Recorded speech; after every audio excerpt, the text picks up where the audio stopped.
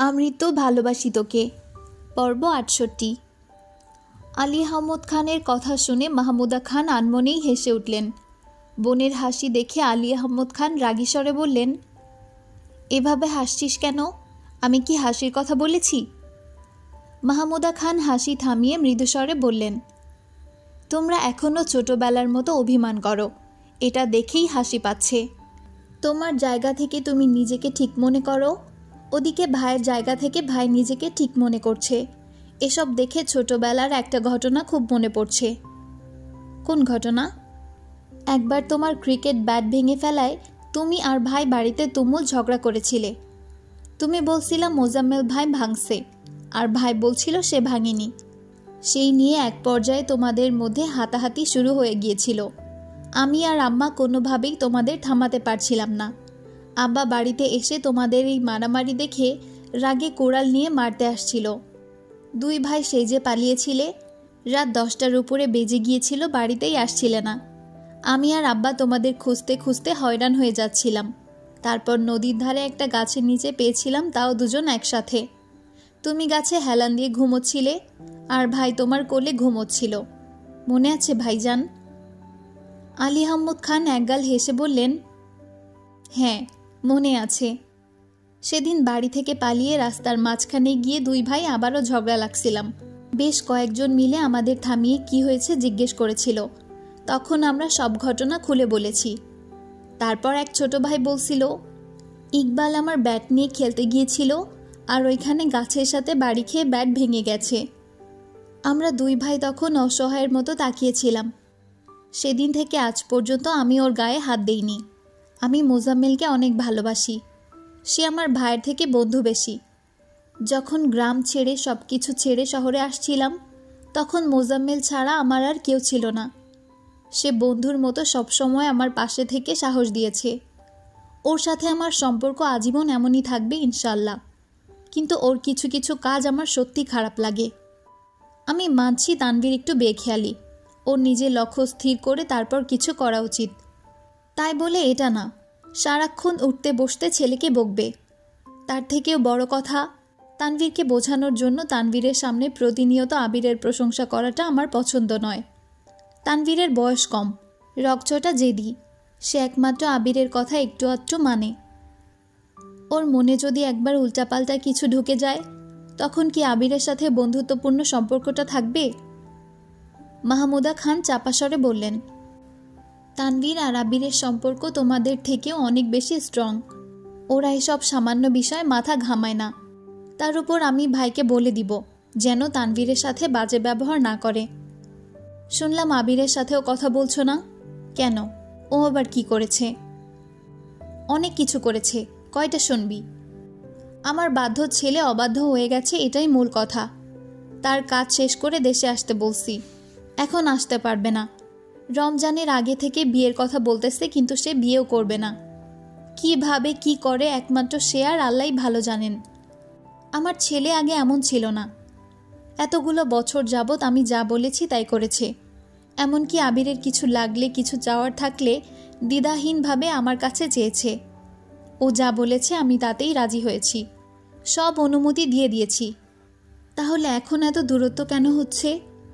গত 3 বছরে কি এমন হলো যে আমার ছেলের মধ্যে এত পরিবর্তন চলে এসেছে? মাহমুদা খান শ্বাস ছেড়ে উষ্ণস্বরে বললেন, ছেলে বড় হচ্ছে, প্রতিনিয়ত মাথায় কত কত প্রেশার ঢুকছে। হয়তো আবেগের বশবর্তী হয়ে করা ভ্রান্তিগুলোর জন্য ভেতরে ভিতরে পুড়ছে। নিজেকে নিজের বিবেকের কাছে সম্মুখীন করতে পারছে না। ভাইজান, এমনও হতে পারে আবির তোমাকে কিছু বলতে চায়।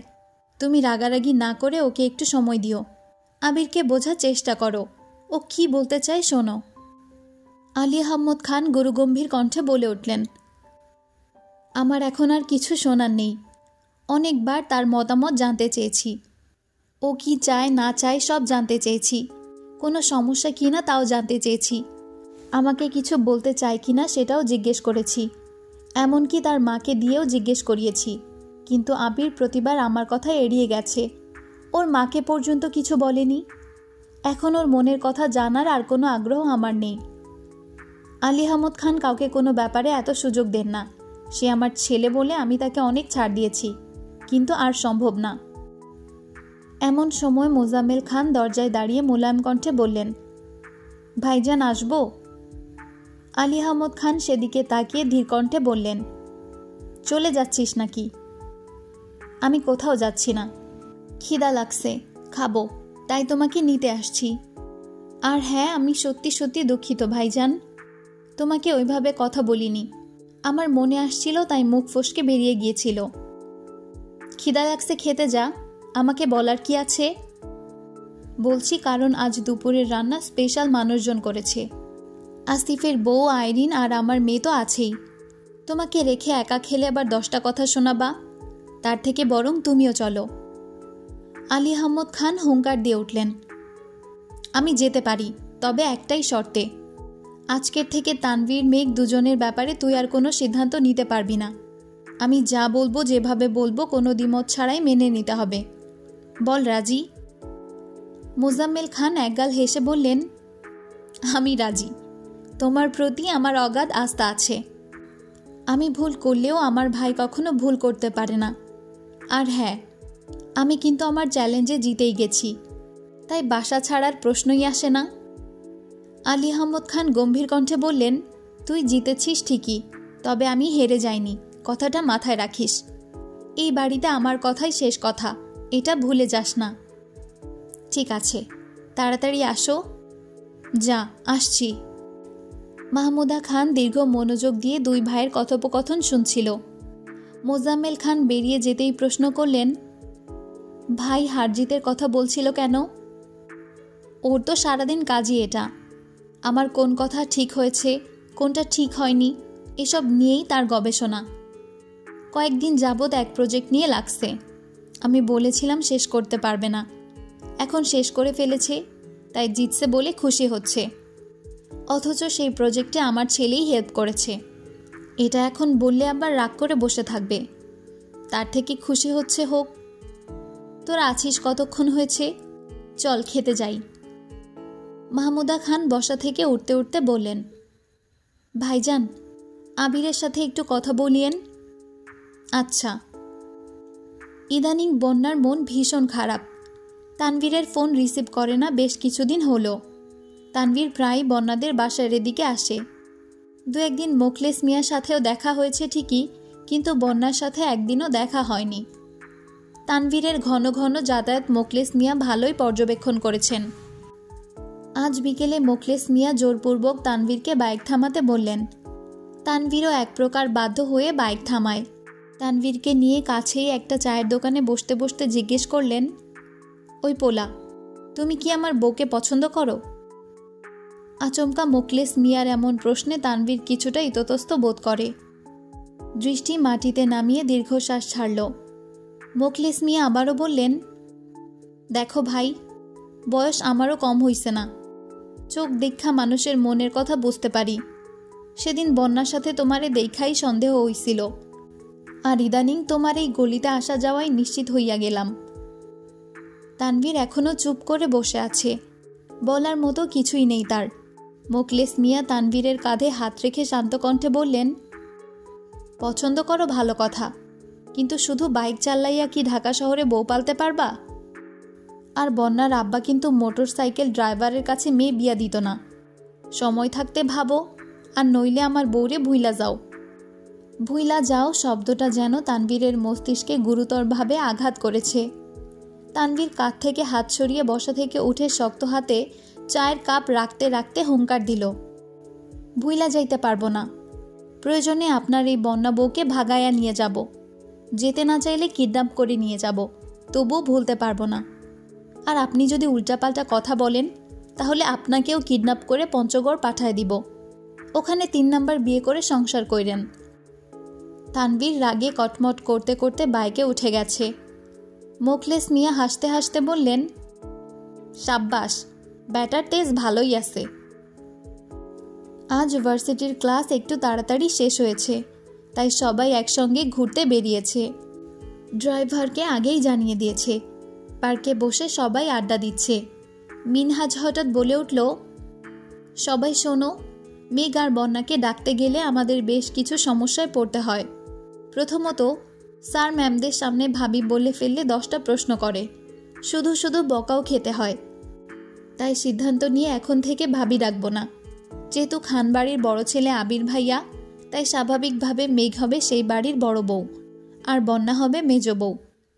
তাই আমরা এখন থেকে সেই অনুসারে ডাকবো।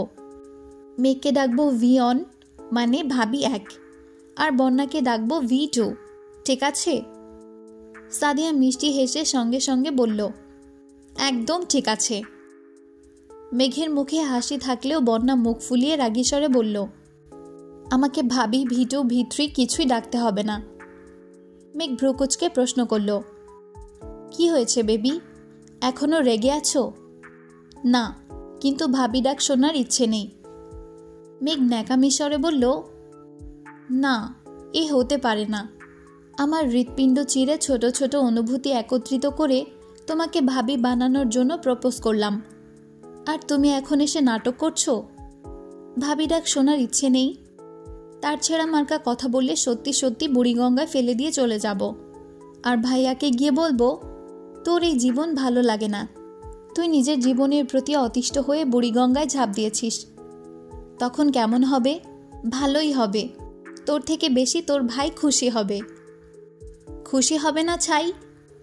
চোখ বন্ধ করে নিজেও বুড়িগঙ্গায় ঝাঁপ দিবে দেখিস। বাজে কথা বলিস না মেঘ, ওনার অতীত ফিরে আসছে, ওনার জীবনে বন্যা এখন কেউ না। মেঘ রাগান্বিত কণ্ঠে বলল, শোন, ভাইয়ার অতীত যদি ভাইয়ার জীবনে আবারও ফিরতে চায়, আর আমার ভাই যদি নির্লজ্জের মতো ওই মেয়েকে অ্যাকসেপ্ট করে নেয়, তাহলে তোকে কিছু করব না। আমির ভাই আর আমি মিলে বাসার পেছনের বাগানে ভাইয়াকে কূপে দিয়ে আসবো। বন্যার দুচোখ ছলছল করছে, ঠোঁট কামড়ে মাথা নিচু করে বসে বসে কান্না গিলছে। মেঘ শক্ত কণ্ঠে শুধালো, ভাইয়া তোকে ভালোবাসে, এটা কি তুই বিশ্বাস করিস? বন্যা অসহায় দৃষ্টিতে তাকিয়ে আছে। মেঘ ঠান্ডা কণ্ঠে বলল, আমি এখন ভাইয়াকে কল দিব, জাস্ট সামান্য একটা কথা বলবো, দেখবি ভাইয়া পাগলের মতো ছুটে আসবে। কোনো দরকার নেই। তোর দরকার নাও থাকতে পারে, আমার দরকার আছে। আমি আমার ভাবির চোখে পানি দেখতে চাই না। মেঘ সঙ্গে সঙ্গে তানভীরের নাম্বারে কল দিল। লাউড স্পিকারে দিয়ে রেখেছে। আশেপাশে সবাই বসা। তানভীর পার্টি অফিসে মিটিং করছে। মিটিং প্রায় শেষ পর্যায়ে। সবার বোঝানোর পরেও তানভীর নিজের সিদ্ধান্তে অনড় থাকায় কমিটি বাতিল করা ছাড়া আর কোনো অপশন নেই। এর মধ্যে মেঘের কল আসায় তানভীর মিটিং থেকে বেরিয়ে কল রিসিভ করতেই মেঘ কাঁদো কাঁদো কণ্ঠে ডাকল, ভাইয়া। তানভীর আঁতকে উঠে বলল, কি হয়েছে বনু, কোনো সমস্যা? মেঘ নাক টানতে টানতে বলল, আমার কোনো সমস্যা না, কিন্তু বন্যা। কি হয়েছে বন্যার? বন্যা। মেঘ আর কিছুই বলছে না। তানভীর আতঙ্কিত কণ্ঠে চেঁচিয়ে উঠল, বন্যার কি হয়েছে? জানি না, বন্যা কেমন জানি করছে। কোথায় আছিস তোরা? মেঘ জায়গার নাম বলতেই তানভীর ঝটপট বলল, আমি এখনই আসতেছি। ভাইয়া শোনো। ততক্ষণে তানভীর কল কেটে দিয়েছে। মেঘ বন্যার দিকে তাকিয়ে ভেঙচি কেটে বলল, দেখ কেমনে আসতেছে, তুই বসে বসে দোয়া কর যেন দ্রুত আসতে গিয়ে তার কোনো সমস্যা না হয়। তামিম প্রশ্ন করল, এই ভিয়ন, তুই গ্রুপ থেকে বেরিয়ে গেলি কেন? তুই ছাড়া গ্রুপটা ভালো লাগে না, সবাই খুব বোরিং, আর তোর ভাবি তো আরও বেশি বোরিং। মেঘ হেসে উত্তর দিল, আমার উনি যদি গ্রুপের চ্যাটিং দেখে আমাকে সোজা চাঁদে পাঠায় দিবে। তাছাড়া আমি যে কাজে গ্রুপ খুলছিলাম সেই কাজ শেষ, তাই এখন আর গ্রুপের কোনো প্রয়োজন নেই। সাদিয়া শান্ত কণ্ঠে শোধালো, তুই যে কিছুদিন গ্রুপে এত এত মেসেজ দিলি, নাটক করলি, সেসব তোর উনি দেখেনি? প্রথমত গ্রুপে কথা শেষে আমি সঙ্গে সঙ্গে গ্রুপ সমেত সব মেসেজ ডিলিট করে দিতাম। দ্বিতীয়ত আমি সারাক্ষণ আমার আইডির লগ ইন অ্যাক্টিভিটি চেক করতাম, যেন আমার উনি আমার আইডিতে লগ ইন করলেই আমি অ্যালার্ট হতে পারি। আমার উনি এই কয়দিন আমার আইডিতে একবারের জন্যও ঢোকেনি, তাই সুযোগের সদ্ব্যবহার করে গ্রুপ থেকে বেরিয়ে পড়েছি, যাতে উনি কিছুই বুঝতে না পারেন। বন্যা মেঘের দিকে তাকিয়ে উদাসীন কণ্ঠে শোধালো, তুই এত চালাক হইলি কবে? কিছুদিন যাবৎ অনলাইনে চালাক হওয়ার ট্রেনিং করছি, বুঝলি? বন্যা মলিন হাসল, সাথে বাকিরাও। হঠাৎ মেঘের নজর পড়ে কিছুটা দূরে দাঁড়ানো এক ছেলের দিকে। লম্বা চওড়া ছেলেটার দুহাত পেছনে, হাতে বেশ কিছু ফুল। দেখেই বোঝা যাচ্ছে কাউকে প্রপোজ করতে এসেছে। মেঘ স্থির দৃষ্টিতে ছেলেটার হাতের ফুলগুলোর দিকে তাকিয়ে আছে। বেশ কিছুক্ষণ পর শাড়ি পরা একটা মেয়ে আসলো। বেশ সুন্দর করে সেজেগুজে এসেছে। মেয়েটা এসে ছেলেটার সামনে দাঁড়াতেই ছেলেটা হাঁটু গেড়ে বসে পড়ল। পেছন থেকে ফুলগুলো বের করে মেয়েটার সামনে ধরল। এভাবে ফুল দেওয়ার বিষয়টা কমন হলেও সবার আবেগগুলো ভিন্ন ভিন্ন। সেদিন মেঘ নিজেই বন্যার জন্য কতটা আবেগ নিয়ে ঠিক এভাবে হাঁটু গেড়ে বসে প্রপোজ করেছিল, তবে সেটা অন্যরকম অনুভূতি ছিল। আজ এই দৃশ্য দেখে মেঘের বুকের ভেতরটা হাহাকার করছে। আচমকা আবিরকে বড্ড বেশি মিস করছে। লম্বা চওড়া আর ছেলেটা দেখতে অনেকটাই আবিরের মতো, তাই হয়তো মেঘের একটু বেশি মনে পড়ছে। মেঘ আনমনে ভাবল, আবির ভাই কি কখনো এভাবে প্রপোজ করবেন আমায়? সামান্য একটা লাল গোলাপ চেয়েছিলাম, তবুও দেননি। ওনার কাছে ফুল সমেত প্রপোজ আশা করা বড্ড বেমানান। বন্যা ডাকতেই মেঘের হুঁশ ফিরল। কোনো কথা না বলে ফেসবুকে ঢুকে পোস্ট করল, 7 সাগর আর 13 নদী পার হয়ে তুমি আসতে যদি, রূপকথার রাজকুমার হয়ে আমায় তুমি ভালোবাসতে যদি। পোস্ট আপলোড হওয়া মাত্রই তানভীর উপস্থিত হলো। দ্রুত এগিয়ে এসে আতঙ্কিত কণ্ঠে শোধালো, কি হয়েছে তোমার? বন্যা থতমত খেয়ে তানভীরের দিকে তাকালো। বন্যা একদম স্বাভাবিক, চোখে মুখে অসুস্থতার রেশমাত্র নেই। বন্যা কি বলবে এটাই বুঝতে পারছে না। তানভীর একের পর এক প্রশ্ন করেই যাচ্ছে। বন্যা শুধু মেঘকে দেখছে, কিন্তু মেঘের মনে যে রাজ্যের দুঃখ। মন খারাপের পাহাড় সরিয়ে গলা খাকারি দিয়ে মেঘ আস্তে করে বলল, তেমন কিছু হয়নি ভাইয়া। বড়ই খেতে গিয়ে বড়ইয়ের একটা বিচি গিলে ফেলেছিল। যদি পেটে গাছ হয়ে যায়, এই আতঙ্কে বন্যাসহ আমরা সবাই ভয় পাচ্ছিলাম। তারপর এক আন্টি বলেছে কোনো সমস্যা হবে না। তানভীর হাতের উল্টো পিঠ দিয়ে নিজের চোখ মুছে আকাশের পানে তাকিয়ে দীর্ঘ নিঃশ্বাস ছেড়ে অত্যন্ত নমনীয় কণ্ঠে প্রশ্ন করল, এটাই সত্যি ঘটনা নাকি অন্য কোনো কারণ আছে? কিন্তু যা এখন বলছিস না। মেঘ ঘন ঘন এপাশ ওপাশ মাথা নেড়ে বলল, আর কোনো কারণ নেই। মেঘ একটু থেমে আবারও বলল, আসলে বন্যার কয়েকটা বই কেনা দরকার, কিন্তু আমাদের কারো সেদিকে যেতে ইচ্ছে করছে না। তুমি যেহেতু চলেই আসছো, বন্যাকে নিয়ে যাবা প্লিজ? বন্যা অগ্নি চোখে মেঘের দিকে তাকিয়ে আছে, কারণ তানভীরের সঙ্গে একা কোথাও যাওয়ার বিন্দুমাত্র আগ্রহ নেই বন্যার। আয়শাকে দেখার পর থেকে বন্যার আতঙ্ক কয়েক গুণ বেড়ে গেছে। রাত বিরতে ঘুম ভেঙে যায়, ঘন্টার পর ঘন্টা বারান্দায় দাঁড়িয়ে থাকে। প্রায় রাতেই আপু সজাগ হয়ে বন্যাকে ডেকে নিয়ে ঘুম পাড়ায়। তানভীরের কল রিসিভ করে না। বেশ কিছুদিন ক্লাসে পর্যন্ত আসেনি। তানভীর রাশভারী কণ্ঠে শুধালো, তুই কিভাবে যাবি? মিষ্টি ওর ফুপির বাসায় যাবে। ওনাদের বাসা আমাদের বাসার এদিকে। আমি মিষ্টির সাথে চলে যাব। ঠিক আছে, সাবধানে যাস। আচ্ছা, তুমি বন্যাকে নিয়ে যাও। আর হ্যাঁ, বন্যাকে মোকলেস দুলা ভাইয়ের দোকান পর্যন্ত দিয়ে এসো। তানভীর নির্বাক চোখে মেঘকে দেখে নিল। মেঘের ঠোঁট জুড়ে হাসির ঝলক। তানভীর চাইলেও বোনকে কিছু বলতে পারছে না। বন্যার দিকে তাকিয়ে আস্তে করে বলল, চলো। বন্যা তখনও মেঘের দিকে তাকিয়ে আছে। চোখের ভাষায় বোঝাতে চাচ্ছে সে তানভীরের সঙ্গে যাবে না, কিন্তু মেঘ সেই ভাষাকে পাত্তা না দিয়ে উদ্বিগ্ন কণ্ঠে বলল, কিরে যাচ্ছিস না কেন? ভাইয়া কতক্ষণ দাঁড়িয়ে থাকবে বলতো? বন্যা বিড়বিড় করতে করতে উঠে গেল। মেঘ, মিষ্টি, সাদিয়া, মিনহাজ, তামিম তখনও বসা। তানভীর যাওয়ার আগে বন্যাকে সতর্ক করে গেল যেন তাড়াতাড়ি বাসায় চলে যায়। মিষ্টিরা টুকিটাকি বিষয় নিয়ে দুষ্টামি করছে, অথচ মেঘের মনোযোগ কাপড়টার দিকে। দুজন পাশাপাশি বসে কি সুন্দরভাবে গল্প করছে। আবিরের জন্য মেঘের মনটা খুব বেশি ছটফট করছে। আকপাছ না ভেবেই সবার মধ্যে থেকে উঠে গেল। কিছুটা দূরে গিয়ে আবিরকে কল করল। এদিকে আবির অত্যন্ত মনোযোগ সহকারে প্রেজেন্টেশন দিচ্ছে। সচরাচর দিনের বেলা আবিরকে কেউ কল করে না, তাই ফোন সাইলেন্ট করতেও ভুলে গেছে। আচমকা কল বাজতেই একজন বয়স্ক ব্যক্তি বিরক্তির স্বরে বললেন, সাইলেন্স ইওর ফোন। আবির তড়িৎ বেগে ফোন সাইলেন্ট করতে টেবিলের কাছে এগিয়ে আসলো। ফোনের স্ক্রিনে নজর পড়তেই থমকালো। অসময়ে মেঘের কল দেখে ভেতরটা কেঁপে উঠল। উপস্থিত সবার দিকে এক পলক তাকিয়ে বলল, I am sorry, I can't cut this call, excuse me. Abir call receive করে কিছুটা সাইডে সরে দাঁড়িয়েছে। রিসিভ হওয়া মাত্রই মেঘ আর্তনাদ করে উঠল, আবির ভাই। আবির বরাবরের মতো শান্ত আর আবেশিত কণ্ঠে জবাব দিল, আপনি কবে আসবেন? আসব। মেঘ শীতল কণ্ঠে শুধালো, কবে আসবেন? আবির এবার আস্তে করে বলল, আমি কবে আসব এটা আপনি তো খুব ভালোভাবে জানেন, আপনি বলুন আর কতদিন বাকি? মেঘ মৃদু হেসে উত্তর দিল, 27 দিন। Very good. এবার বলুন আপনার কি হয়েছে?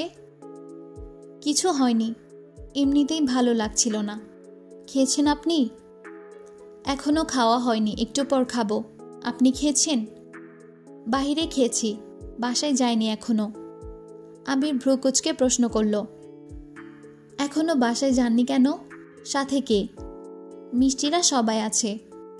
মেঘ আবারও ডাকল, আবির ভাই। আবির পূর্বের ন্যায় জবাব দিল, মেঘ ঢোক গিলে উষ্ণস্বরে বলল, আই মিস ইউ আবির ভাই, মিস ইউ আ লট। সহসা আবিরের ওষ্ঠ যুগল প্রশস্ত হলো। সবার দিকে এক নজর দেখল। রুমে উপস্থিত সবার নজর পড়ে আবিরের দিকে। আবির সঙ্গে সঙ্গে নজর সরিয়ে আস্তে করে গলা খাকারি দিয়ে মুচকি হেসে বলে উঠল, আচ্ছা তারপর? মেঘ এবার আহ্লাদি কণ্ঠে বলে উঠল, I miss you infinity, do you miss me? আবিরের মোলায়েম কণ্ঠের ছোট্ট জবাব, মেঘ এবার ঠোঁট উল্টালো। সবসময় মিস ইউ বলে মেঘ কল কেটে দিলেও আজ সে কল কাটছে না, বরং আবিরকে প্রশ্ন করছে, অথচ আবির আচ্ছা বলে কথা কাটাচ্ছে। মেঘ মনে মনে ক্ষুব্ধ হলো। বুক ভরে শ্বাস টেনে রাশভারী কণ্ঠে শোধালো, আপনি কি ব্যস্ত? প্রেজেন্টেশন দিচ্ছিলাম। মেঘ আতঙ্কিত কণ্ঠে বলতে শুরু করলো, সরি সরি সরি, আমি বুঝতে পারিনি। আপনি কল কেটে দিলেই পারতেন। রাখি এখন। আবির শান্ত কণ্ঠে বলল, দ্রুত বাসায় যান, আমি প্রেজেন্টেশন শেষ করে কল দিচ্ছি, ওকে? মেঘ কল কেটে মোবাইল দিয়ে নিজের কপালে আস্তে করে গাঁটটা দিতে দিতে নিজেকে বকতে লাগলো। মানুষ কল দিয়ে প্রথমে জিজ্ঞেস করে কেমন আছেন, কি করেন, অথচ মেঘ সেই প্রশ্ন সবার শেষে জিজ্ঞেস করেছে। প্রথমেই জিজ্ঞেস করলে এমনটা ঘটতো না কখনোই। মেঘ নিজেকে বকতে ব্যস্ত। আবির ফোন সাইলেন্ট করে টেবিলের উপর রাখতে রাখতে বলল, sorry for wasting your time. সবার মধ্যে থেকে মোটামুটি বয়স্ক একজন জিজ্ঞেস করলেন, it's she your lover? Amir নিঃশব্দে হেসে মোলায়েম কণ্ঠে উত্তর দিল, she is my everything, I am nothing without her. মধ্যবয়স্ক লোক এবার একগাল হেসে বললেন, she is truly lucky to have a life partner like you, best of lakh.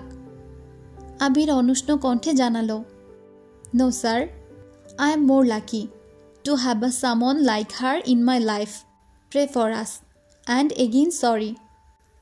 Tanvir বন্যাকে নিয়ে একটা লাইব্রেরিতে গেল। বন্যা আশেপাশে তাকিয়ে ভাবতে লাগলো, আপাতত কোনো বই কেনার প্ল্যানই ছিল না তার, তবুও অনেক দেখে শুনে 2-3টা বই নিল। তানভীর বন্যাকে কিছু বলতে চাচ্ছে, কিন্তু বন্যা খুব ব্যস্ততা দেখাচ্ছে, এমনকি তানভীরের দিকে তাকাচ্ছেও না। কাজ শেষে তানভীরকে উদ্দেশ্য করে বলল, আপনি চলে যান, আমার আরও কিছু কাজ আছে। কাজ অন্যদিন করো, আজ চলো, এক জায়গায় যাব। বন্যা ঠান্ডা কণ্ঠে বলল, আমার শরীর ভালো না। তানভীর মলিন হেসে বলল, বড়ইয়ের বিচি খেলে কিছু হয় না বোকা। বন্যা তানভীরের দিকে স্পষ্ট চোখে তাকিয়ে বলল, আমি বোকা না। তাহলে কি? চালাক? কতটা? বন্যা তখনও তানভীরের দিকে তাকিয়ে আছে। তানভীর রাশভারী কণ্ঠে বলল, কল দিলে কল রিসিভ করো না কেন? বন্যা ঢোক গিলে ভেতরের কষ্ট চেপে রেখে আস্তে করে বলল, সবসময় ফোনের কাছে থাকি না। পরে তো দেখো, তখন একটা কল দিতে পারো না। বন্যা আর কিছুই বলল না। তানভীর এবার শক্ত কণ্ঠে জানতে চাইল, তুমি কি আমার ওপর বিরক্ত? বন্যা এপাশ ওপাশ মাথা নেড়ে নিচু স্বরে বলল, আমি বাসায় যাব। বন্যার ভেতরে ঠিক কতটা যন্ত্রণা হচ্ছে এটা সে তানভীরকে বোঝাতেই পারছে না। তানভীর বন্যাকে নিয়ে একটা চায়ের দোকানে বসল, যদিও বন্যার ইচ্ছে ছিল না। তানভীর জোর করেই এনেছে। দুজনে 2 কাপ বুলেট চা নিয়েছে। বন্যা দ্রুত চা খাচ্ছে, যেন যত তাড়াতাড়ি সম্ভব বাসায় চলে যেতে পারে। তানভীর বন্যার এমন কর্মকাণ্ড দেখে হতবাক হয়ে তাকিয়ে আছে। আচমকা বলে উঠল, সেদিনের মেয়েটার কথা মনে আছে? বন্যা বুঝে অবুঝের মতো প্রশ্ন করল, কোন মেয়ে? আয়শা। নামটা কর্ণকুহরে প্রবেশ করা মাত্রই বন্যা বিষম খেয়ে উঠল। টক আর কাঁচা মরিচের ঝাঁঝে কাশতে কাশতে বন্যার শ্বাস আটকে যাচ্ছে, 2 চোখ বেয়ে পানি পড়ছে। তানভীর তড়িঘড়ি করে 1 গ্লাস পানি নিয়ে আসলো।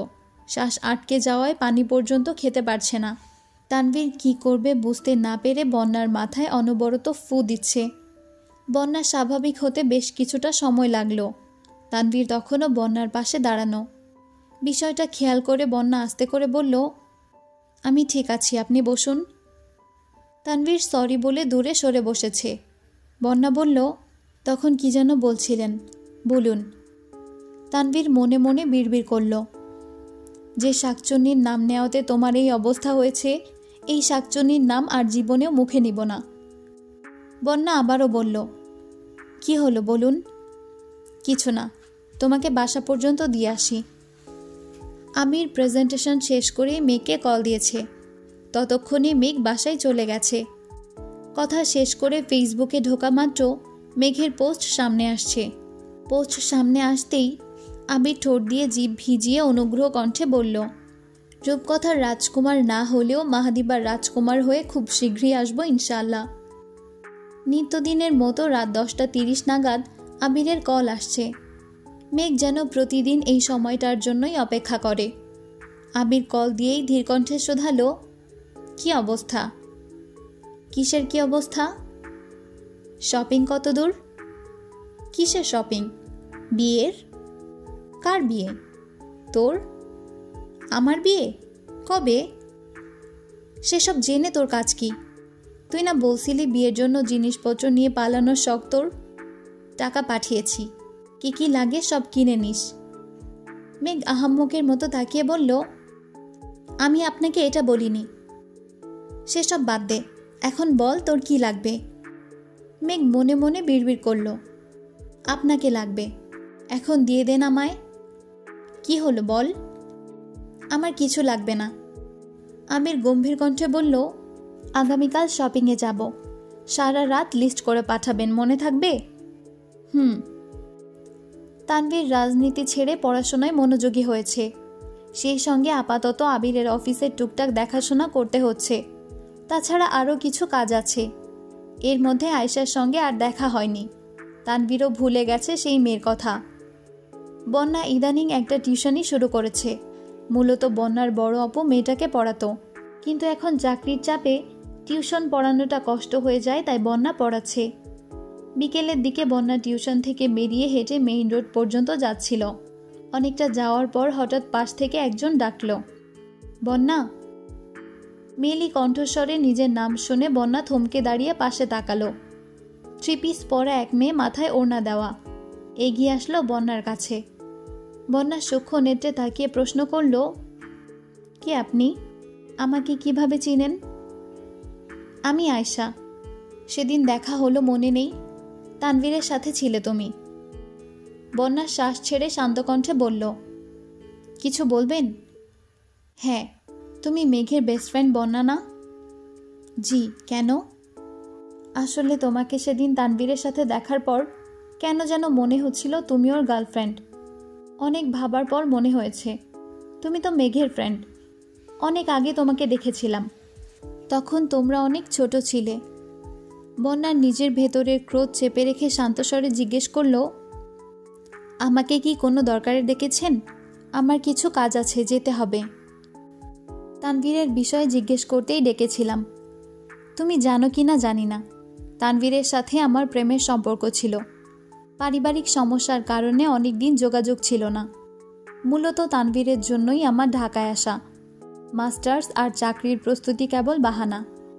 আচ্ছা, তানভীর কি বর্তমানে কোনো সম্পর্কে আছে জানো তুমি? আমি কিভাবে জানব? তোমার সাথে কিছু নেই তো? বন্যা কপাল কুঁচকে প্রশ্ন করল। থাকলে কি করবেন? আয়শা ফিক করে হেসে বলল, মজা করতেছ? তোমাকে তানভীর ছোট বোনের চোখে দেখে, তাই তোমার প্রতি ওর কোনো অনুভূতি আসবেই না। বন্যা ফোঁস করে বলল, তাহলে তো আপনিই ভালো জানেন। আসছি। বন্যা চলে যাচ্ছে। মেয়েটা পেছন থেকে জিজ্ঞেস করল, তোমার কাছে তানভীরের নাম্বার আছে? বন্যা কোনো উত্তর দিল না। মেয়েটা আবারও বলল, তানভীরের সাথে দেখা হলে আমার কথা বইল।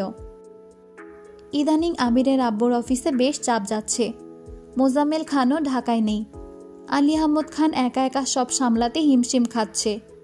তার মধ্যে কয়েকজন নতুন জয়েন করেছে, তাদেরকে সব কিছু বুঝিয়ে দিতে হচ্ছে। আবির সকাল থেকে বেশ কয়েকবার কল দিয়েছে, আলী আহমদ খানের কাছে ফোন নেই, তাই রিসিভ করতে পারেনি। অনেকক্ষণ পর ফোন দেখে আবিরকে কল ব্যাক করলেন। আবির সালাম দিয়ে শান্ত কণ্ঠে বললেন, আব্বু, সিফাতের ব্যাপারে আপনি যে সিদ্ধান্ত নিয়েছেন সেটা কি ভেবেচিন্তে নিয়েছেন? হ্যাঁ। কেন? কিন্তু আমার মনে হচ্ছে আপনার এই সিদ্ধান্তটা নিয়ে আবারও ভাবা উচিত। তোমার চাচু তোমার কাছে বিচার দিয়েছে? না আব্বু, চাচু শুধু জানিয়েছেন। এটা একান্তই আমার মতামত। তারপরও যদি মনে করেন তাকে জয়েন করাবেন, তাহলে অন্ততপক্ষে কিছুদিন সময় নিন। আমি কিছুদিনের মধ্যেই চলে আসব। চাচু কাকামণি ঢাকায় ফিরলে সবার সাথে কথা বলে সিদ্ধান্তটা নিলে ভালো হতো না? কি বলতে চাচ্ছ? আমার নেওয়া সিদ্ধান্ত ভুল? তোমরা যা ঠিক করো শুধুমাত্র তাই ঠিক?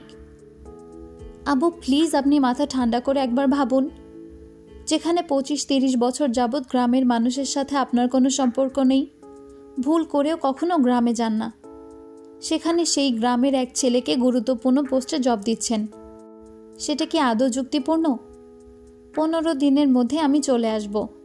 তাছাড়া খুব সমস্যা হলে তানভীরকে বললেই অফিসে আসবে। এরপরও যদি নিতে চান তাহলে অনেক মানুষ আছে। প্লিজ একবার অন্তত ভাবুন। আলী আহমদ খান গুরুতর কণ্ঠে বলতে শুরু করলেন, দেখো, মানুষ সারা জীবন খারাপ থাকে না। তার পরিবার আমাদের সাথে যে অন্যায়টা করেছে সেটা অনেক বছর আগের ঘটনা। এত বছর পর সে বিপদে পড়ে জবের জন্য আমার কাছে এসেছে। এখন আমিও যদি তাদের মতো খারাপ ব্যবহার করি, তাহলে আমাদের আর তাদের মধ্যে কি পার্থক্য রইল? দ্বিতীয়বার সুযোগ পেলে মানুষ নিজের প্রথম ভুলগুলোকেও শোধরাতে পারে। দেখা যাক সে কি করে। আবির কণ্ঠ দ্বিগুণ ভারী করে বলল, আমার মন কোনোভাবেই সায় দিচ্ছে না।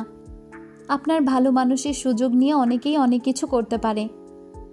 তুমি দুশ্চিন্তা করো না, সাবধানে থেকো আর যত তাড়াতাড়ি পারো চলে এসো, যদি তোমার ইচ্ছে হয়। আবির মলিন হেসে বলল, সরি আব্বু। সরি বলছো কেন? বলতে ইচ্ছে করলো তাই বললাম। আরও 1 সপ্তাহ কেটে গেছে। আবিরের বাড়ি ফেরার কেবল 1 সপ্তাহ বাকি। খান বাড়ির আমেজ বদলে গেছে। মালিয়া খান, হালিমা খান বিভিন্ন জাতের পিঠা তৈরিতে ব্যস্ত। আকলিমা খানও তাদের কাজে সহযোগিতা করছে। মেঘ সকাল থেকে আম্মুদের বিশাল আয়োজন দেখছে। আজ ভার্সিটিতে যেতে একদমই ইচ্ছে করছে না, তারপরও কি মনে করে ভার্সিটিতে এসেছে। একটা ক্লাস শেষ হয়ে আরেকটা ক্লাস শুরু হয়েছে কেবল 15 মিনিট হবে। এর মধ্যে মেঘের মাথা ঘুরছে, চোখে অন্ধকার দেখছে। একবার ওয়াশরুমে গিয়ে চোখে মুখে পানি দিয়ে এসেছে, তারপরেও ঠিক হচ্ছে না। মেঘের অবস্থা দেখে বন্যাও ভয় পাচ্ছে। তানভীরকে ফোন দিতে চাচ্ছে, কিন্তু মেঘ বারবার আটকে দিচ্ছে। প্রায় 10 থেকে 15 মিনিট পর মেঘ আচমকা সেন্স হারিয়ে বন্যার গায়ের উপর ঢলে পড়েছে।